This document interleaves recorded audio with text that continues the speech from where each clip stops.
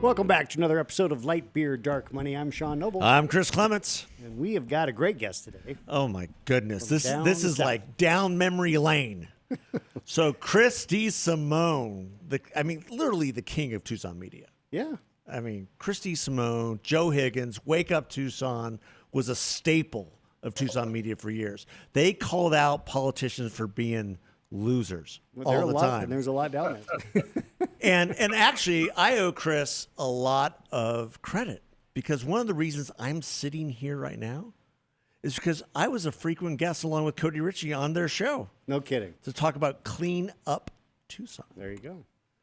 And so that gave you some confidence to be behind the microphone. That and being on Dave Sitton's show and just, being a ham. It was the lead up to this great thing that we've got. This is a great thing that we're doing right now. How Chris, are you doing, welcome. Chris? Good, gentlemen. How are you?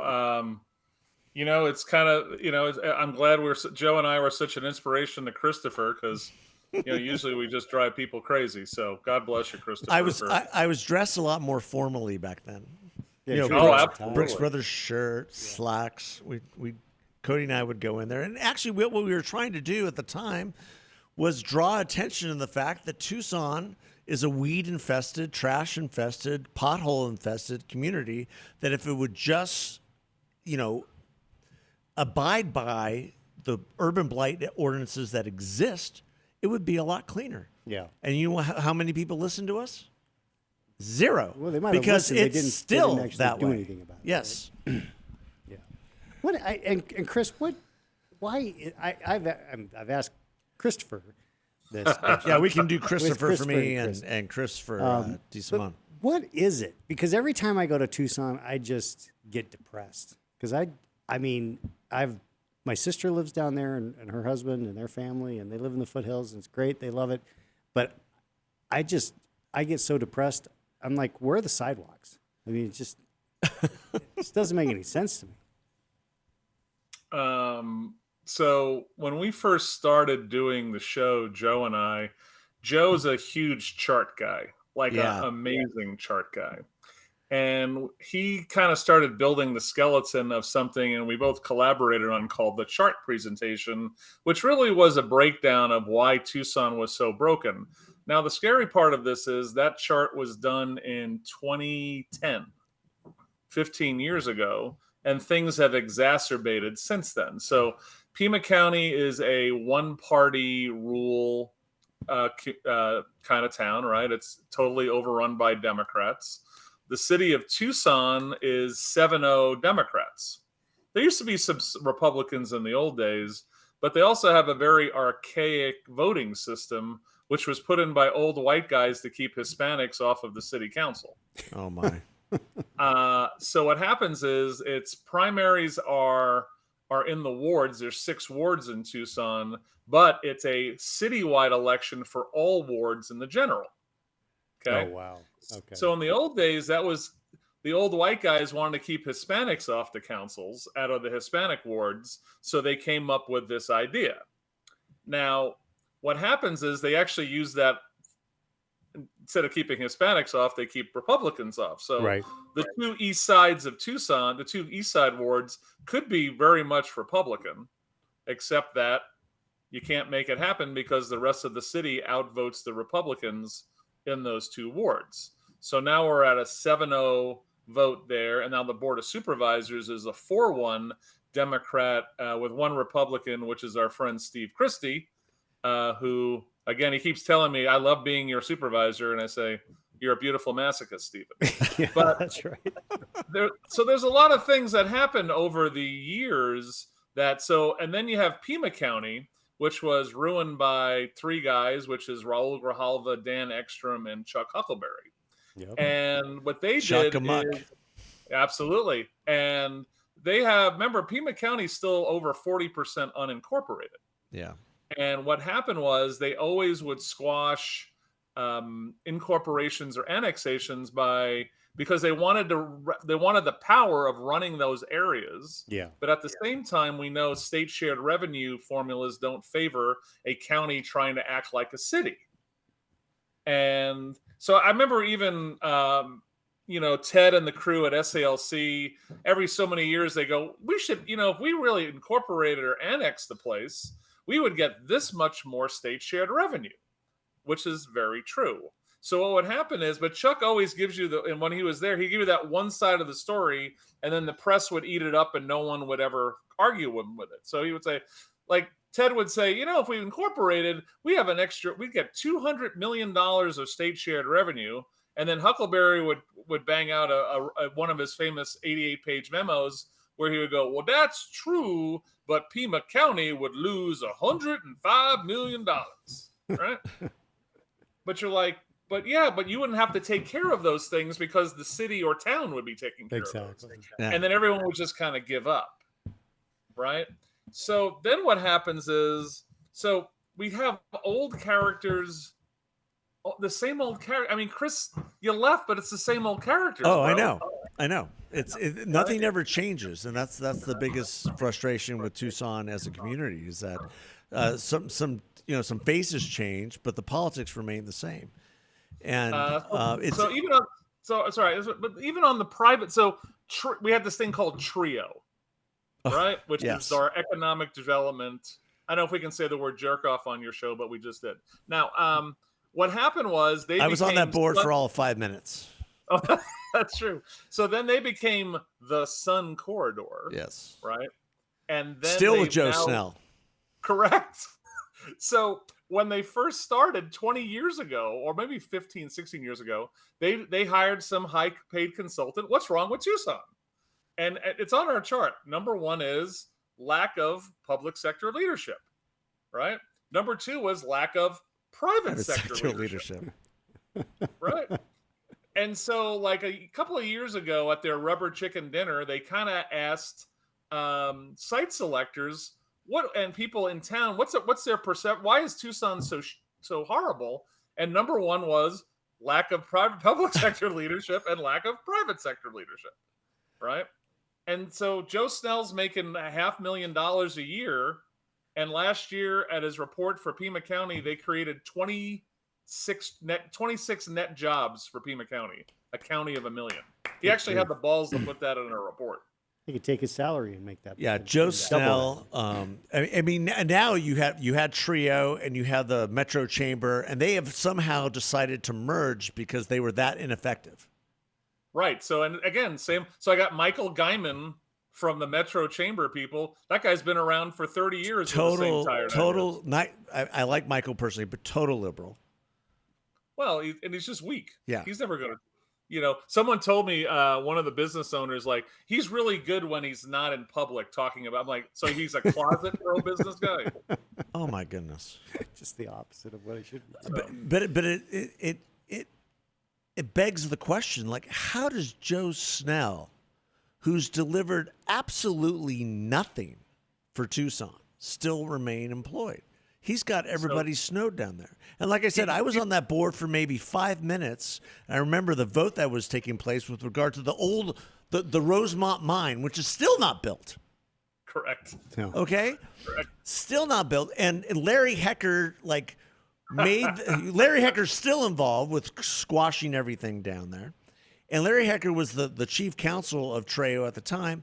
And a vote came across to support or not support the Rosemont mine, and Trio voted to remain neutral. And I about lost my mind. I'm like, how can we rightfully say we're a economic development entity and not support one of the cornerstones of what economic development is here in southern Arizona? We don't have a lot of choices here. Yeah, I mean, mining is part of the lexicon there. You don't have a lot of other avenues for growth. And it was just unbelievable to me. And Joe Snell has not done anything to better Tucson. And for him to be in charge of the new chamber makes no sense. The one thing I'll say is, if you guys want to go in on a business idea, I want to start a used car lot, right, where we only have one salesman, Joe Snell. We will kick ass like you would never believe. So let me know. Get him out of what he's doing. It's unbelievable. But you've moved. I mean, we can get to some other issues too. But Now you're doing most of your work now in Oro Valley, Marana, that area. And there seems to be hope for Southern Arizona when you talk about those communities. So after 16, 17 years of trying to help Tucson, Pima County, and Christopher knows how much stuff Joe and I have done in the years of running candidates. Joe himself ran for Pima County Board of Supervisors. We've shot down bad taxes. We've shot down bad bond packages. Yeah. We have done it all. You just can't help someone who doesn't want to help themselves. Yeah. It's like having the worst heroin girlfriend humanly possible is the city of Tucson. So I'm trying to convince both the north side and the south side. I just had Mayor Tom Murphy from Sahuarita, who's a great guy. And Sahuarita is just south of Tucson by 20 minutes or so, that we have to start creating new centers of our how we envision our communities. So for the last so many years, it's been downtown / really the University of Arizona, right? Yeah. And for me, it's for Sahuarita, they should be looking south, right? Be the suburban big brother to Sonoita, Patagonia, Tubac, and forget there's something called Tucson to the north of you. Raytheon is going to save the place because Raytheon's bringing in probably 10 to $20 billion of new contracts over the next 10 years. So they're going to bring 3,000 to 5,000 new employees, which the military industrial complex might save Tucson. Yeah. But then in Oro Valley, Marana, we have a big long-term plan where not only do we shift north to where Ina and Oracle is the center of our focus and what's built around that, but also the idea of heavy incorporation and then possibly building a new county is also in the plan. Building a new county. Well, that's aggressive. I think that the incorporation piece has been something I've been an advocate for a long time, for putting even the slightest bit of pressure on the city of Tucson to do anything. So the plan is, Christopher and Sean, is, so believe it or not, I am running for council. I'm doing my paperwork on Tuesday. Okay. Oh, you hear it here first. Wow. We're breaking maybe news. not, but Well, second compared to my own show today. Okay. Yes. So you guys were on the same day. Oh, great. And then former Sheriff Mark Napier is running for mayor. Oh, Mark's great. Okay. Yep. I'm going to run for council. And there's a couple other people that are really good that I really trust to be committed to what we're trying to get done here. But the first plan is an aggressive annexation where I want to go down Oracle Road to about Orange Grove. And there's a big Hobby Lobby there that creates lots of tax dollars. And then I want to take, the goal is to go after the entire Catalina foothills. So my hope would be Sean's sister's an Oro Valley resident before I want to go all the way to Canyon Ranch. That's all the way to fantastic. Canyon Ranch.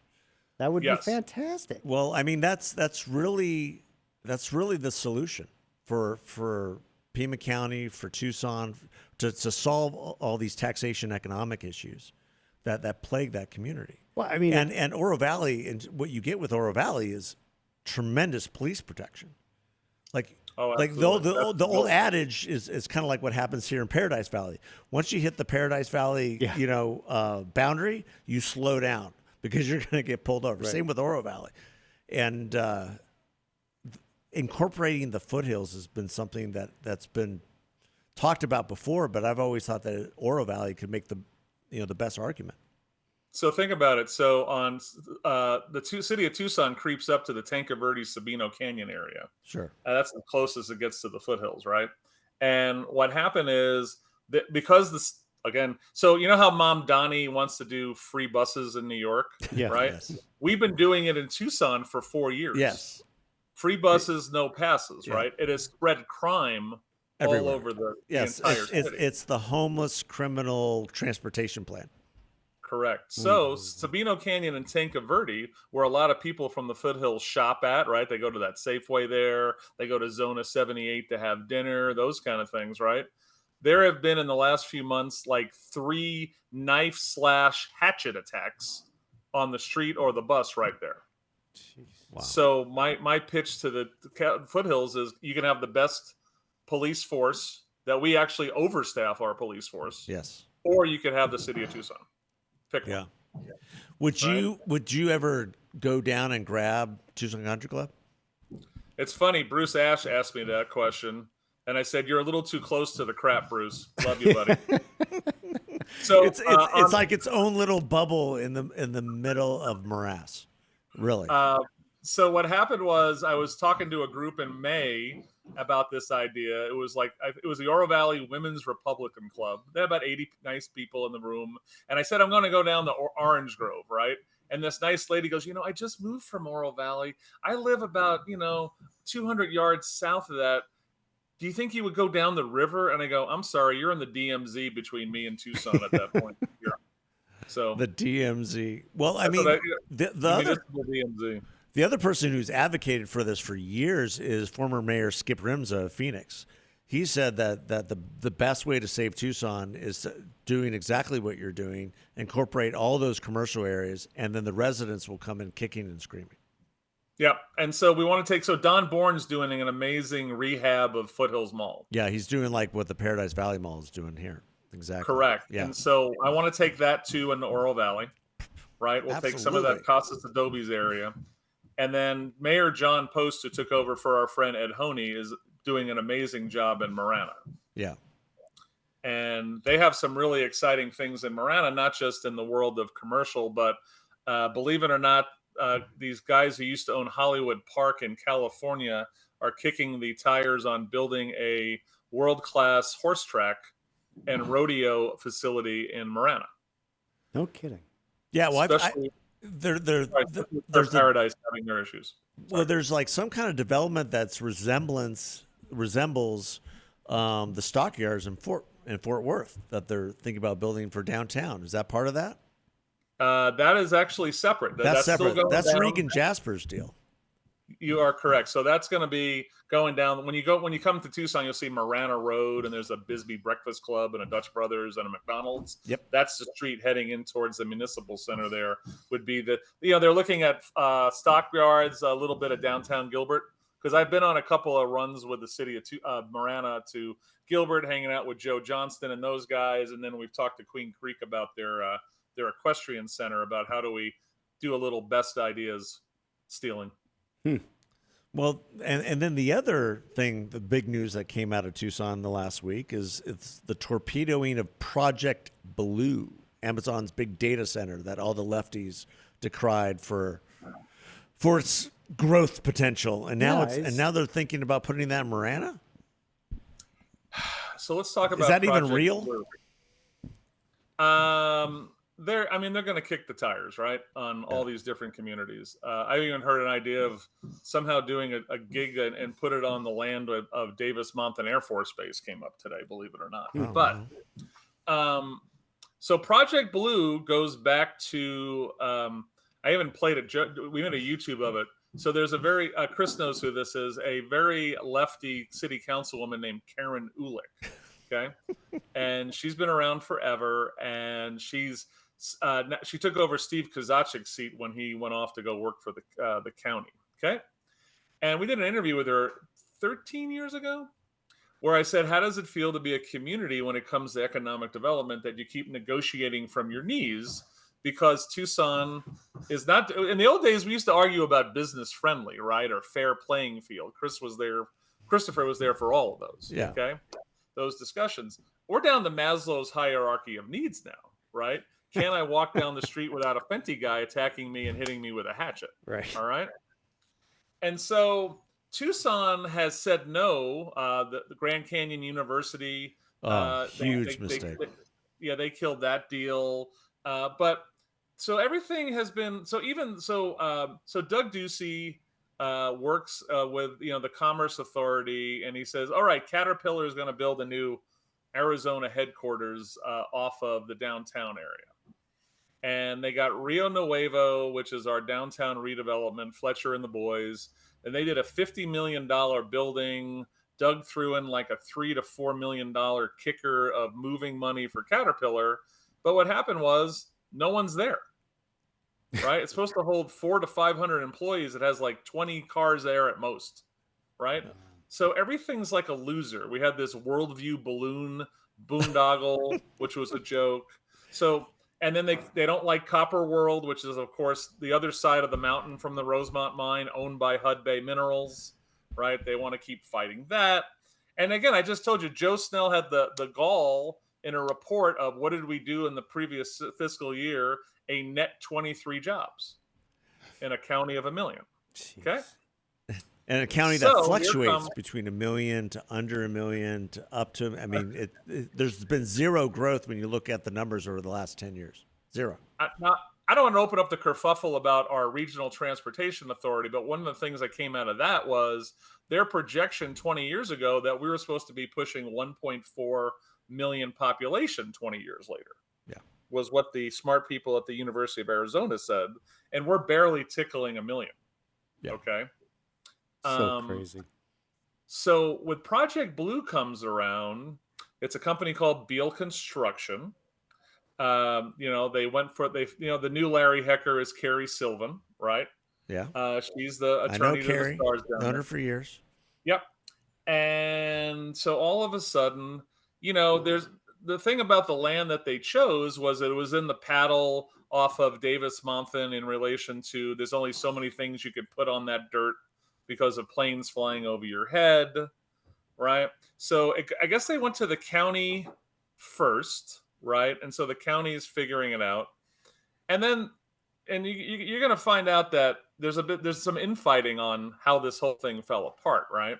So the county needs to sell it to them, but the city needs to approve the water and annex them in because they're going to use potable water for the first 2 years while they're building a pipeline and effluent. Okay. Yeah. Now, the short-term job boost for construction was excellent, right? This is $1 billion, whatever it is. We don't do things in bees around here, right? No, and the unions were squarely behind it. They loved it. Oh, they had every union guy, and he had his little script at the meetings. I would love to work at, that kind of thing, right? They were very organized. But what happened was so there was a water usage situation about this, right? And basically they were going to use annually, I think it was about the use of about 3,800 households usage a year would be used for Project Blue. All right. TEP then says it's about 20% of our grid capacity would go to Project. They would use up to 20% of our grid capacity when this thing first hit. Then I'm sure I'm just going to say it was just coincidence because there's a timing to when you're going to drop your rate increases to the ACC for approval, because APS dropped their increase request within 24 hours of TEP, Tucson Electric Power. But what happened was literally within 24 hours of this thing kind of hitting, TEP goes, we're going to raise everyone's rate 14%. So the timing / PR of it was weak. The only worst PR was Dr. Robbins and where's the money at the U of A. Which I don't think they've still figured that out. No. I mean, so the water thing. I mean, remember we're in lefty Tucson. Yeah. All right. Yeah. The biggest lie of Tucson is that it exists without water, and there's tons of water in Tucson. Well, literally lakes and rivers flowing in a mass underneath. But again, when you're Regina Romero and Lane Santa Cruz and you're La Jefina, you're the lefty, and you say, I remember Regina works for the Center for Biological Diversity, right? She doesn't work for the Grijalva family. Off to the side. She's not being greased by Adelita and all their minions. Well, I don't know who they're getting greased. The idea of thinking of Adelita Grijalva greased scares the living crap out of me. Sorry to put that image in your head. That's okay. And to our viewers and listeners. But so what happened was they created the beast, right? Yeah. They created a populace that, remember, and Regina's still in the midst of, she keeps saying there's droughts and there's global warming. But at the same time, she has a $1 million tree initiative to plant 1 million trees and the city's paying $82,000. They got like a tree manager. Like her job is to look at the trees. Oh my gosh. Right? They also changed their land code about how many trees you need to put on your when you're developing a piece of dirt. Oh my goodness. And so they created the beast, right? They have their town hall. The city manager, Tim Tamir, who comes from Tucson Water, is no Mike Ortega. Yeah. Right? Ortega was he's, no matter what you think, the guy is a financial, I don't want to say genius, but he's pretty damn smart when it comes to that. Okay. Yeah. And I'm going to tell you something. That guy's in over his head. And so what happened was it all falls apart because all their people. So if you hear a sound, there's guys working on my house. Oh my. Well, I mean, it's just kind of typical Tucson. And now, will it go to Marana? Will it go somewhere else?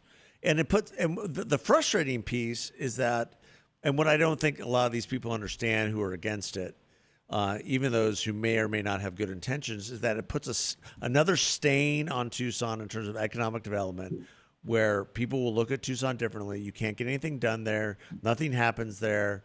And therefore jobs go elsewhere and money walks. Our good friend, our mutual friend David Schweikert says this all the time. Like, money moves, money walks. Yeah. You can track how money walks, and if you can't build a business in Tucson, if you can't rely on economic development for the future growth of your business, you're going to leave. Yeah. Yeah. So in the end, sorry, go Sean. Sorry. I was just going to say that when you think about the fact that Tucson has struggled to grow for as long as it has, it's no surprise when you look at what the actual policies are and what they're not approving and approving, the craziness that they're approving and the good stuff that they're not approving. Why would you go there? Why would, if you were wanting to build a business, why would you go there and invest good capital? You wouldn't. The only way to save Tucson is exactly what Chris DeSimone is doing. Is that the other community? I preached this when I lived there. I preached this at the, Tucson business, whatever. The surrounding communities have to get aggressive about annexation, have to get aggressive about incorporation, have to sell their own story. Do not rely on the Metro Chamber or Trio to sell your story because they will not do it. They simply will not do it. Now, one thing I want to say to you guys, flushing money down the toilet if you think they will. About Project Blue. Right, is so they say, oh, it's gonna, it could create 200 to 300 jobs. Okay, contractually, they had to produce 75 jobs a year for 2 years, and then that was it. You could have automated it and left 2 guys to make sure the plugs were working. So for Tucson, short-term hit on the construction jobs, definitely, right? But the long-term, there was no job creation with this in the end. Right? So if you just looked at it like this, and I understand what you guys are saying, right? Because now this Project Blue and Tucson shot it down is all over the national media. Right. Yeah. It's not even really about, it's the perception, and it's also where the AI economy is going is in investment in these data centers. And they're either going to be in here in Arizona with the chip manufacturers and everything else, or they're going to be somewhere else. And we would like them here.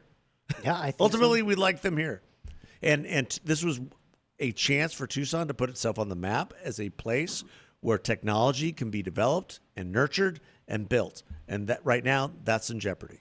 Yeah. Guys, nothing's changed, Christopher. It's all gotten worse. It's why it's you all left. gotten worse.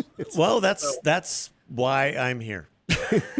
No, it's true. That's why a lot of Tucson, what people in Tucson understand, like I said, money walks. And there's a lot of businesses in Tucson who are quote unquote headquartered in Tucson. However, they are growing their businesses in the people's city of Maricopa. Yeah. Well, look at Cody, right? Look what he did with Crest. Right? Oh, Crest, I mean, I wasn't going to mention him specifically because he might be on the show next week. But yes, Crest Insurance is headquartered in Tucson. They are crushing it in Maricopa County, crushing it, and across the western states. I do want to Denver throw and California too. I do want to throw the other thing at you guys, which is the county idea. Okay. Yeah. So what is that? The goal is that, so we know that there's some discussion about breaking up Maricopa County into 3 or 4 separate counties. Right. I don't know if that's a good idea or a bad idea. Well, we can have that discussion at another time. Yeah. So the goal is after that, we do that aggressive annexation of the foothills into Oro Valley. And then, Marana and Oro Valley eliminate any Pima County islands between them, right? But I need a governor who will sign off on some legislation that's not Katie Hobbs, is going to be helpful, okay?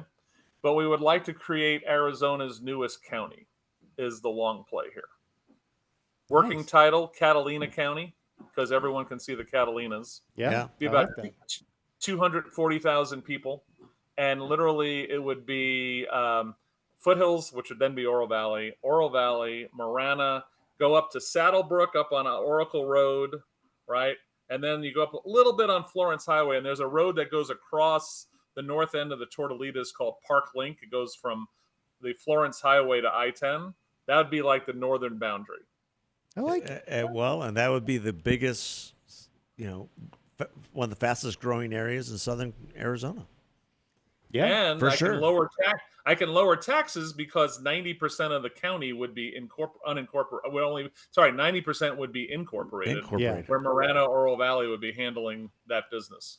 Yeah, and you would have better police protection, better roads, better this, better that. Imagine that.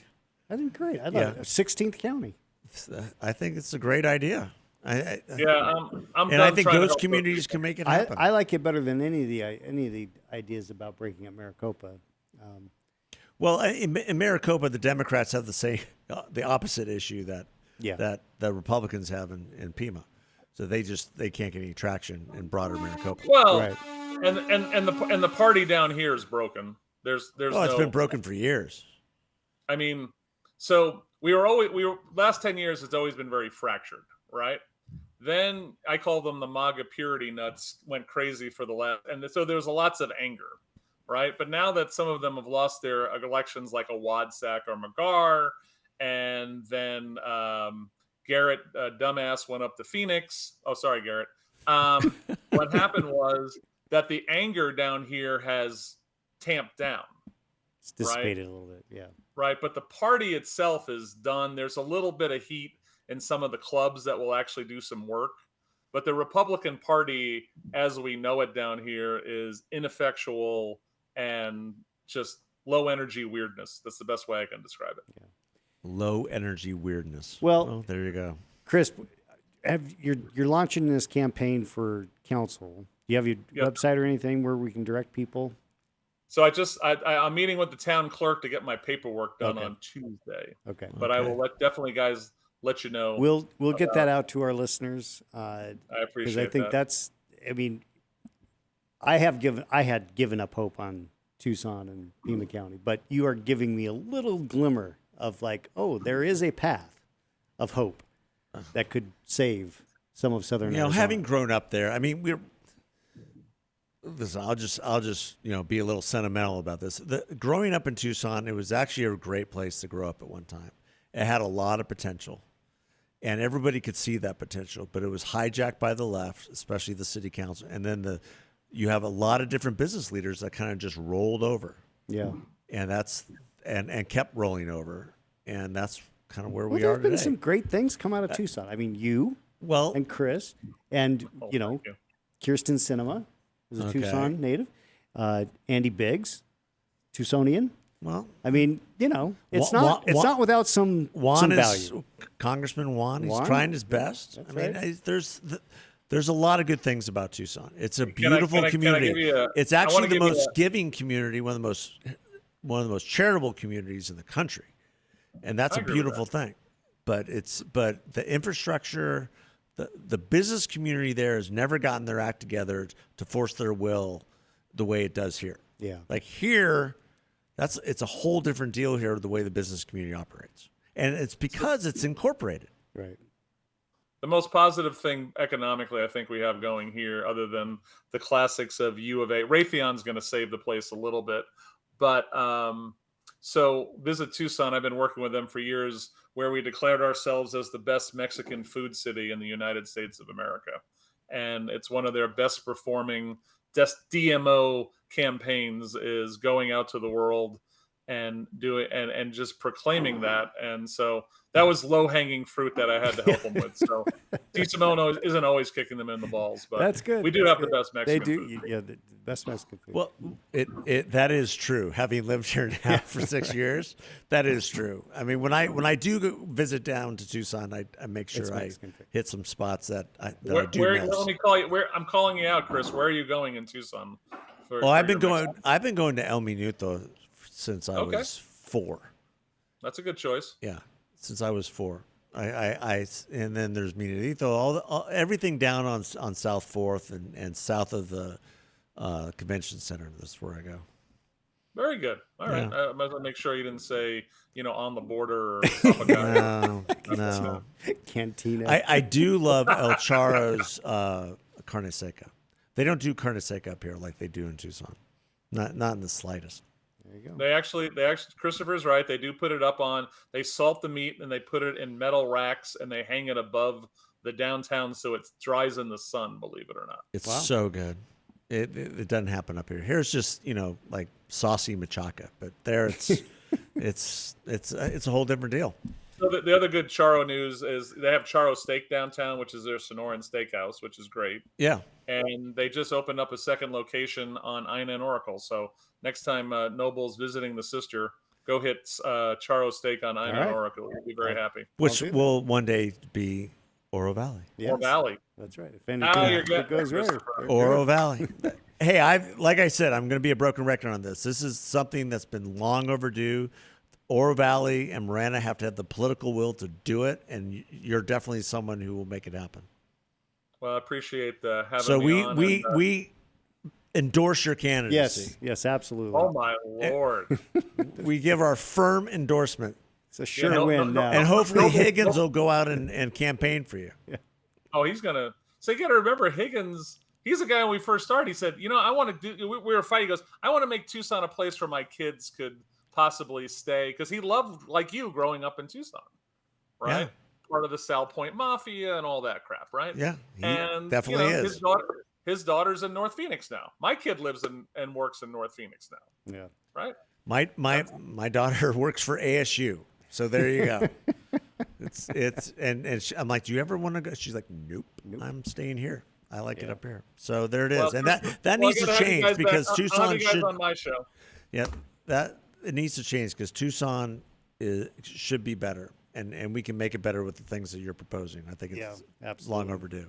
Well, best of luck, Chris. We'll get the word out. Yeah, thanks so much for coming on, and we look forward to gracing your show's presence. And we'll have you back on and get an update. It's called Wake Up with Chris DeSimone. Just look for Live the Dream Media. That's our network, and we're on Facebook, X, Instagram, and I guess we're going on TikTok soon too, because TikTok's killing it. It's just crazy. I don't want to be there. I hear you. But the views are amazing on TikTok. That's true. Sad but true. Sad but true.